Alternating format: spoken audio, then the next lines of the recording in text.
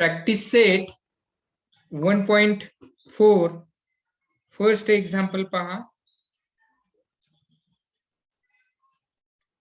The ratio of corresponding sides of similar triangles is 3:5.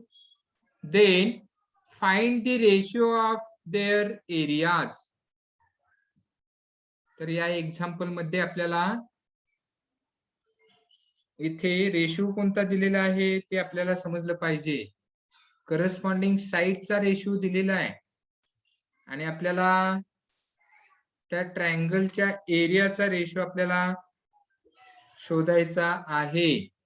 Okay, आता याच्यामध्ये name दिलेली नाही, त्यामुळे ट्रायंगलला नेम घ्यावे लागतील किंवा जनरली आपण डायरेक्ट सुद्धा त्याचा एरिया, त्या ट्रायंगलचा एरिया, ट्रायंगलचा एरिया A1 A2 घेऊ शकतो आणि करस्पॉन्डिंग साइड्स S1 S2 घेऊ शकतो. पहा, late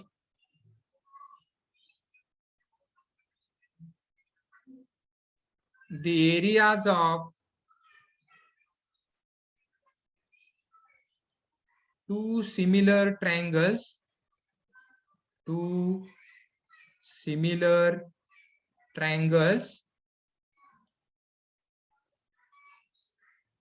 B A1 and A2. पहा, त्या सिमिलर ट्रायंगलांचा एरिया आपण इथे A1 आणि A2 घेतलेला आहे. Let their corresponding sides be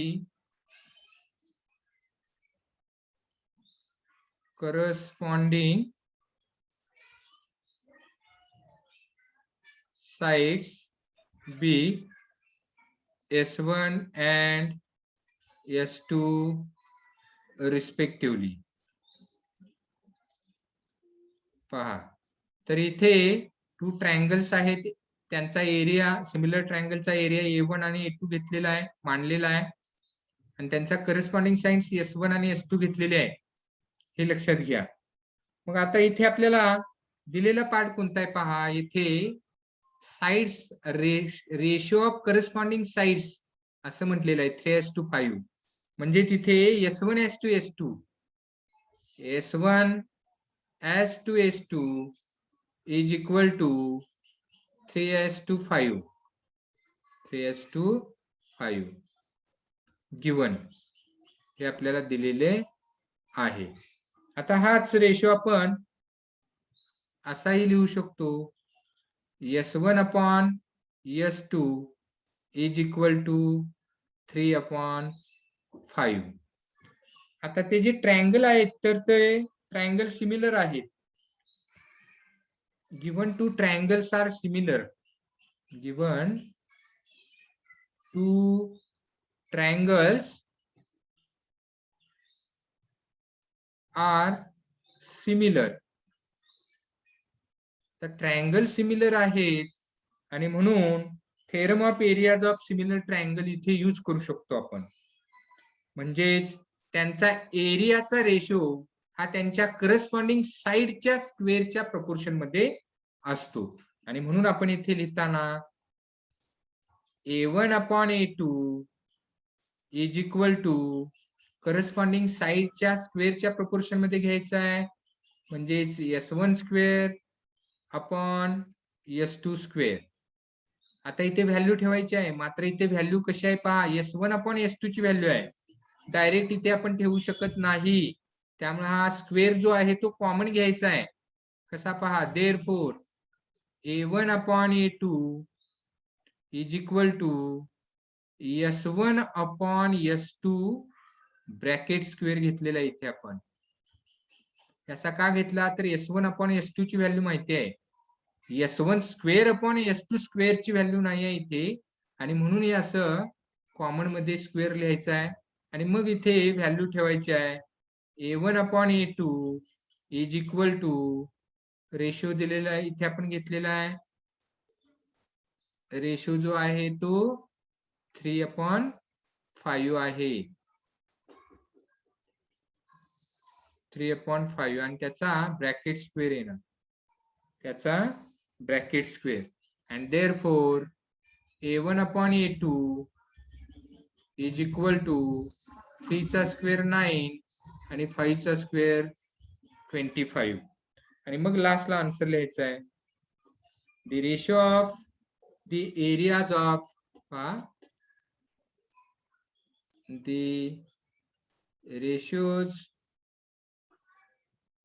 the ratio of areas of two similar triangles is equal to 9:25. तर हे अशा टाईपने आपल्याला इथे एक्झाम्पल सोडवायचं आहे. आन्सर मिळालेलं आहे 9:25. ओके, अशा पद्धतीने हे एक्झाम्पल सोडवायचं आहे. Next second example, if triangle ABC similar triangle PQR and ABS to PQ is equal to 2:3, then fill in the blanks. तर आता इथे देताना पहा, area of triangle ABC upon area of triangle PQR दिलेला आहे, पण हे दोन्ही ट्रायंगल सिमिलर आहेत, त्यामुळे त्यांचा एरियाचा रेशो हा त्यांच्या करस्पॉन्डिंग साइडच्या स्क्वेअरच्या प्रपोर्शन मध्ये असतो. आणि इथे ट्रायंगल एबीसी ची साइड घेतलेली आहे एबी. लक्षात ठेवा, साइड कोणती घेतलेली आहे? एबी. इथे एबी घेतलेली आहे, तर इकडची घेताना पीक्यू घ्यावी लागेल आणि इथे स्क्वेअर पण घ्यावे लागतील, तर ते रेशो इक्वल येतील, हे लक्षात घ्या. म्हणजे काय, तर इथे area of triangle ABC upon area of triangle PQR is equal to AB square upon इथे करस्पॉन्डिंग साइड पीक्यू स्क्वेअर घ्यावी लागेल. त्यामुळे इथे बॉक्स मध्ये पीक्यू स्क्वेअर येणार आहे. आता इथे व्हॅल्यू ठेवली तर हे कॉमन घेऊ शकतो आणि एबी अपॉन पीक्यू ची व्हॅल्यू 2/3 ठेवून नंतर 2 स्क्वेअर अपॉन 3 स्क्वेअर लिहू शकतो. 2 चा स्क्वेअर आहे 4 आणि 3 चा स्क्वेअर आहे 9. त्यामुळे 4/9 हे नेक्स्ट बॉक्स मध्ये येणार आहे. ओके, आता त्याच्यानंतर नेक्स्ट एक्झाम्पल पहा, third. If triangle ABC similar triangle PQR, area of triangle ABC is equal to 80, area of triangle PQR is equal to 125, then fill in the blanks. आता या रिकाम्या जागा इथे भरायच्या आहेत. तर इथे सुद्धा आपल्या लक्षात येणं गरजेचं आहे की सोडवताना कोणता थेरम इथे यूज केलेला आहे. तर या एक्झाम्पल मध्ये सोडवताना आपल्याला इथे स्टार्टिंगला इथे पहा, area of triangle ABC upon area of triangle असं दिलेलं आहे. ओके, म्हणजे तिथे area of triangle ABC upon area of triangle. आता इथे समरूप जे सिमिलर ट्रायंगल दिलेले आहेत, तर अर्थात तेच इथे नेम घ्यायचं आहे, कारण यांचा एरियाचा रेशो इथे घेतलेला आहे. त्यामुळे area of triangle ABC upon area of triangle PQR येणार आहे. इथे पीक्यूआर असं येणार आहे. इज इक्वल टू ऑलरेडी इथे दिलेला आहे, एरिया ऑफ ट्रायंगल एबीसी 80 आहे आणि इथे एरिया ऑफ ट्रायंगल पीक्यूआर 125. तर हे आपल्याला इथे दिलेलं आहे. ओके, इथे दिलेलं आहे पहा. आता आपल्याला इथे ट्रायंगल सिमिलर आहेत पहा, triangle ABC similar triangle PQR दिलेले आहे आणि इथे ट्रायंगल सिमिलर असल्यामुळं आपण इथे थेरम यूज करू शकतो. By the theorem of areas of similar triangles, by the theorem of areas of similar triangles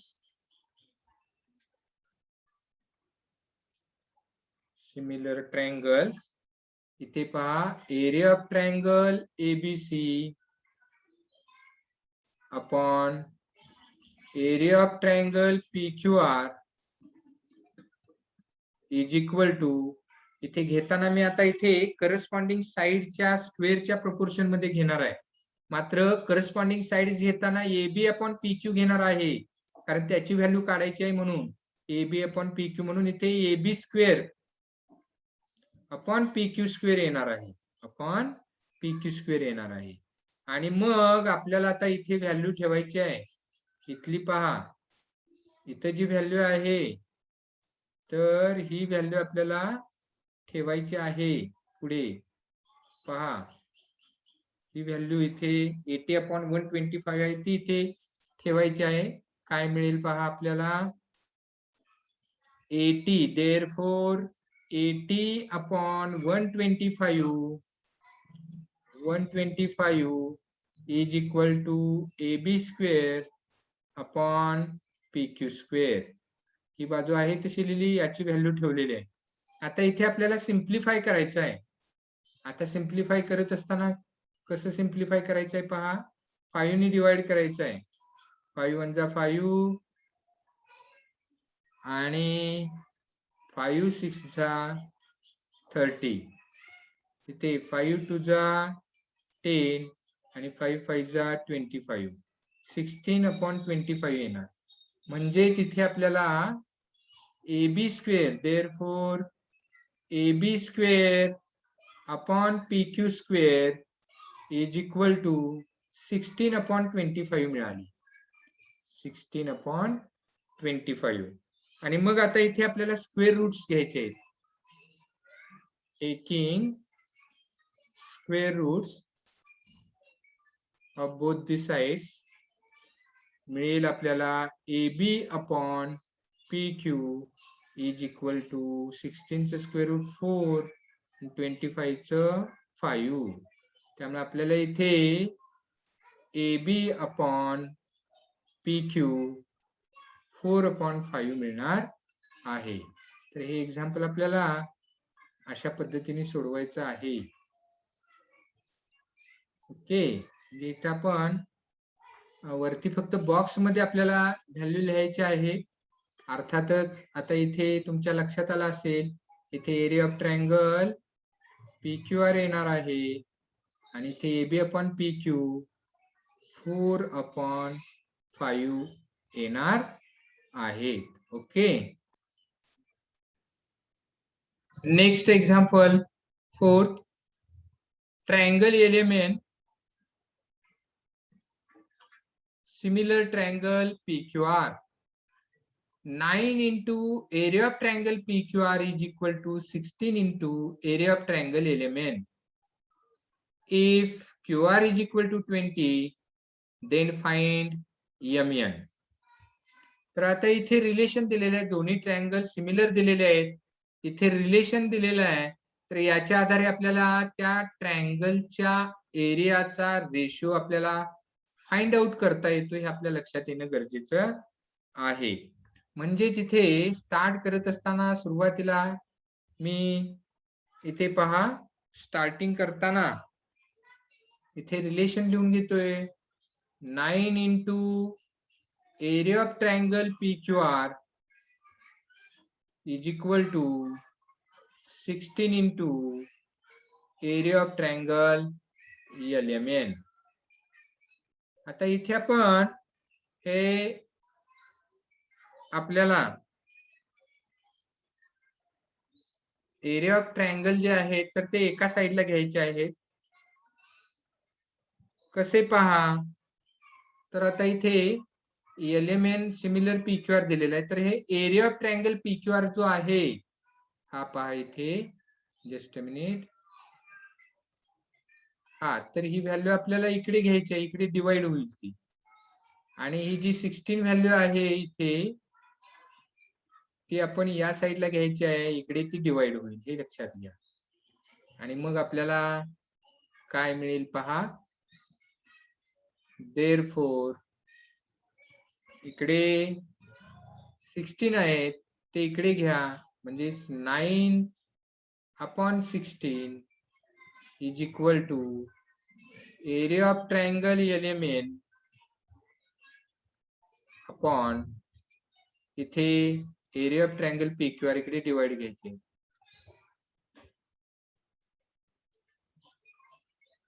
okay. हा, तर फार तर आता आपण इथे असं सरळ लिहू शकतो जसं पाहिजे तसं आपल्याला, म्हणजे therefore area of triangle LMN upon area of triangle P Q R,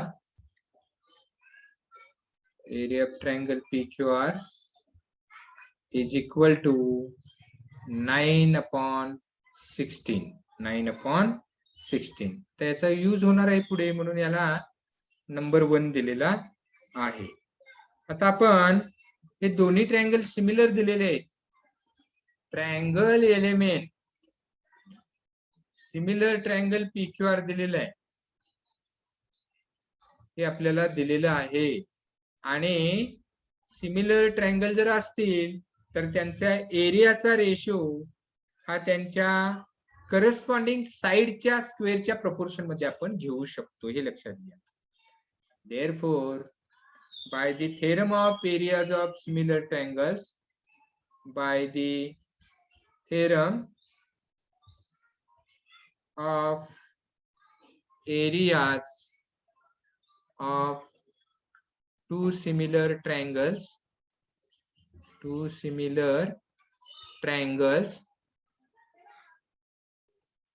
कसा घ्यायचा पहा, area of triangle LMN upon area of triangle P Q R is equal to corresponding साइडच्या स्क्वेअरच्या प्रपोर्शन मध्ये घ्यायचा आहे. मात्र करस्पॉन्डिंग साइड्स घेताना कोणत्या घ्यायच्या, इकडे पहा वरती एक्झाम्पल मध्ये क्यू आर दिलेला आहे आणि एमएन शोधायचा आहे. त्यामुळं एमएन आणि क्यू आर घ्यायचा आहे. वरचा ट्रायंगल एलिमेंट आहे त्यामुळे इथे एमएन स्क्वेअर घ्यायचा आहे. MN square upon Q R square upon Q R square. कोणत्या करस्पॉन्डिंग साइड्स घ्यायचे हे आपल्या लक्षात येणं गरजेचं आहे. ओके. तर आता इथे पहा वरती इथे जी व्हॅल्यू मिळालेली आहे ती आता आपल्याला इथे ठेवायची आहे. Area of triangle LMN upon area of triangle P Q R 9/16 इथे ठेवायचे आहे. Therefore 9/16 is equal to MN square upon Q R square. इथे आपण लिहायचं फ्रॉम 1. तर 1 मधली आपण इथे व्हॅल्यू ठेवलेली आहे. आता आपल्याला स्क्वेअर रूट घ्यायचं आहे. बोथ साइडचं काय घ्यायचं आहे, स्क्वेअर रूट. तर स्क्वेअर रूट कसं घ्यायचं आहे ते पहा. दोन्ही बाजूचा आता इथे आपण स्क्वेअर रूट घेऊ. पहा, taking square roots on both the sides, taking square roots